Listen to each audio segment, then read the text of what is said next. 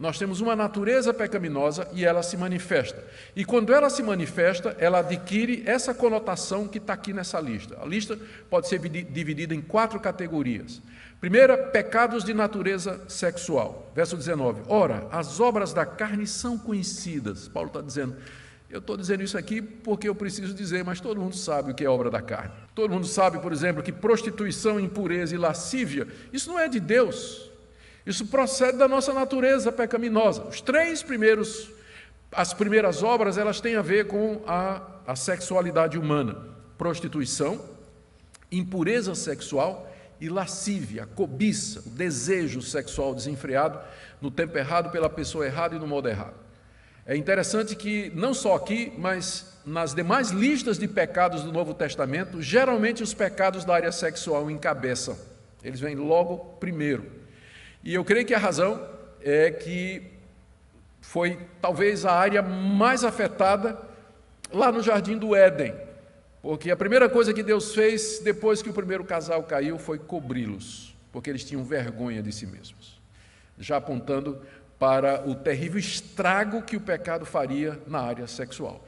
Estas coisas são conhecidas, não adianta, não tem justificativa para elas. Prostituição, impureza, lascívia, e a gente pode botar aqui fornicação, adultério, todos os pecados na área sexual. É sobejamente conhecido que isso não procede de Deus e que isso é fruto da nossa natureza caída, por mais que a cultura queira dizer, por mais que a sociedade queira dizer que isso é uma coisa normal, que é natural você viver indo para a cama com seu namorado, ficar com seu namorado, trair sua mulher, trair seu esposo, ficar vendo pornografia, a homossexualidade, a prática da homoafetividade. Por mais que a sociedade queira dizer isso, a Bíblia vai continuar dizendo isso é obra da carne, isso é resultado da natureza decaída do homem, isso é conhecido. O pessoal é que tenta fechar os olhos, tenta fazer de conta que não é, tenta dizer que não é, mas a verdade de Deus permanece e tem esse fundamento. Isso é obra da carne. Elas são conhecidas, todo mundo sabe disso. O que existe é uma sociedade que quer cauterizar a consciência e quer poder praticar essas coisas com a consciência tranquila. Mas enquanto a palavra de Deus prevalecer e a verdade existir, isso aqui tem que ser chamado pelo nome que é obra da carne mesmo. Prostituição, impureza, lascívia, adultério, fornicação, prática homossexual e bestialismo, enfim, é tanta coisa que a gente nem sabe como vai terminar a lista. A segunda parte da lista é composta de pecados de natureza religiosa, idolatria e feitiçaria. Idolatria é toda aquela religião que elege ou coloca outro Deus que não seja o Deus de Israel revelado em Cristo Jesus. É todo aquele sistema religioso que se curva diante de divindades que foram criadas pela imaginação humana, inventada pelo artifício humano. Paulo aqui se refere, e não faltava referência aqui, às religiões da sua época. No mundo greco-romano havia as religiões de mistério importadas da Frígia, da Mesopotâmia, com rituais secretos. Havia a religião grega oficial, baseada nos escritos de Homero, a Ilíada e a Odisseia. Havia a religião romana oficial, que era o culto do imperador. Havia a religião que vinha do Egito, que incluía a adoração do faraó e todo aquele panteão de animais que eram deificados na mitologia egípcia. O mundo de Paulo, o mundo do Novo Testamento, era um mundo cheio de religiões, era um mundo extremamente religioso. E Paulo diz, isso é idolatria, isso é fruto da carne, porque alguém poderia pensar, mas são pessoas que não conhecem a Deus e na sua sinceridade elas estão querendo chegar a Deus. Toda religião que não é baseada na revelação de Deus em Cristo Jesus é idolatria. Não existe inocente aqui. Não existe religião inocente, de pessoas inocentes que estão querendo fazer o seu melhor para alcançar a Deus. Paulo diz que é obra da carne, a idolatria, a adoração de ídolos e de outros deuses é obra da carne. É obra da carne. Mesma coisa a feitiçaria, é outro tipo ou está associada à idolatria, que geralmente toda religião idólatra, ela se miscui com o oculto, a procura dos poderes que estão por detrás das forças da natureza, do animismo, por exemplo, panteísmo, tudo isso tem a ver com o ocultismo que Paulo resume aqui com a palavra feitiçaria. É uma palavra muito interessante, a palavra feitiçaria aqui, vem da palavra grega pharmakos, de onde vem a nossa palavra farmácia. Porque o feiticeiro era o cara que mexia com drogas, mexia com poções. Então a feitiçaria envolvia manipulação de coisas, de líquidos, de receitas, com o fim de levar a pessoa a transe. E aqui você tem a razão, a Bíblia não fala contra drogas diretamente, mas fala indiretamente, porque está dentro do termo feitiçaria. Dentro do termo feitiçaria. Então, muito comum na época do apóstolo Paulo, ele diz, é obra da carne. Isso não é coisa do Espírito, não tem como justificar o uso da maconha. É obra da carne mesmo, é coisa de feiticeiro, é poção mágica, vamos dizer assim, né? Para você se sentir melhor, não tem como justificar, é obra da carne. Depois ele fala sobre, a próxima seção dessa lista aí, tem a ver com pecados interpessoais de relacionamento, que eu vou tratar de uma forma só. Ele fala de inimizades, porfias, ciúmes, iras, discórdias, dissensões, facções e invejas. É a categoria que tem mais pecados aqui, não é? Ele fala aqui, são quantos?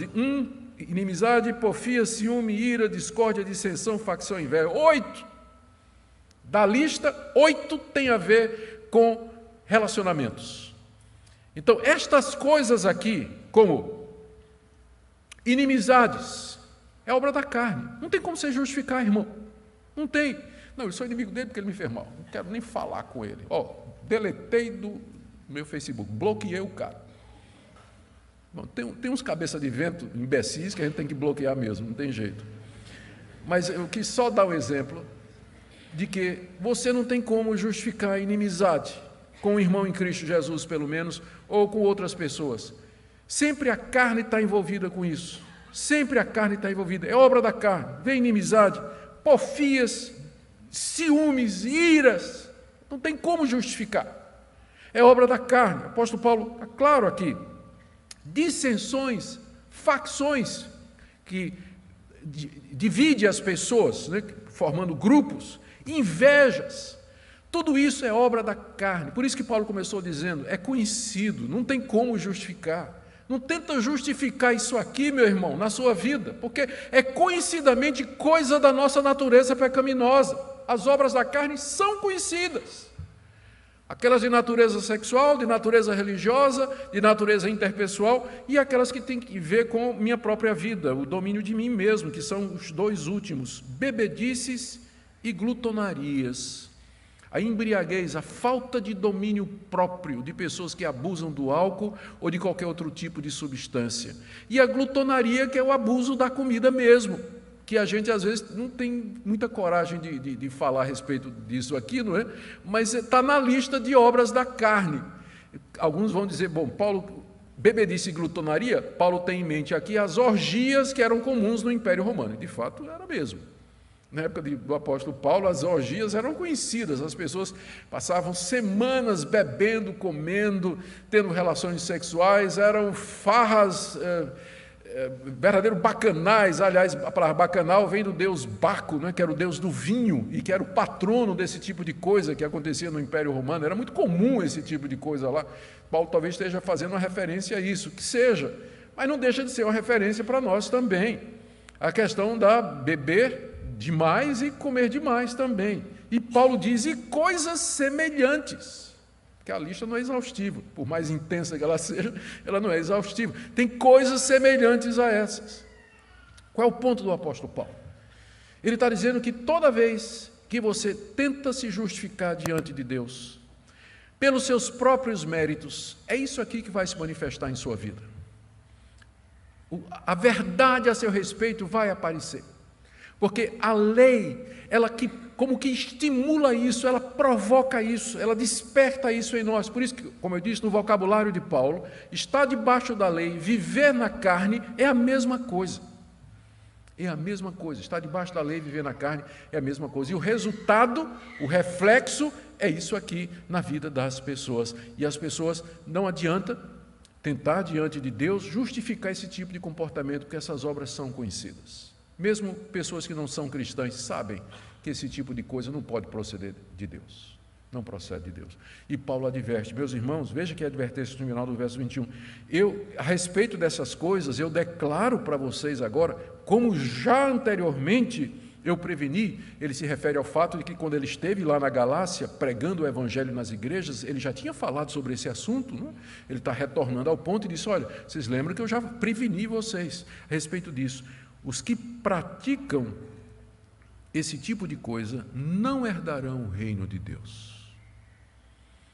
Quem vive na prática dessas coisas não herdará o reino de Deus. Por quê?